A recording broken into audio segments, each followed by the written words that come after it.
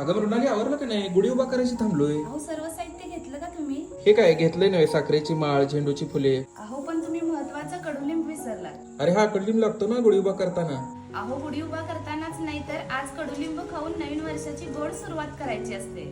अगं पण कडलिंब खायला किती कडू असतो माहिती आहे ना? म्हणूनच आज मी तुम्हाला गुढीपाडवा स्पेशल कडुलिंबाची एक नवीन रेसिपी दाखवणार आहे. कडुलिंबाची रेसिपी? हो, गुढीपाडवा स्पेशल कडुलिंबाची चटणी. कडुलिंबाची चटणी ती चांगली लागेल काय?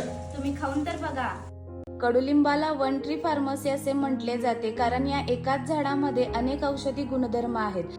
कडुलिंब हा केसाच्या आरोग्यासाठी गुणकारी तसेच त्वचा विकार दूर करण्यासाठी कडुलिंब महत्वाचा मानला जातो. कडुलिंबाच्या झाडाचा प्रत्येक भाग आपल्यासाठी महत्वाचा आहे. आपण रोज कडुलिंबाची 4 पाने जरी चावून खाल्ली तर आपली प्रतिकारशक्ती वाढते आणि आपला आजारापासून बचाव होतो.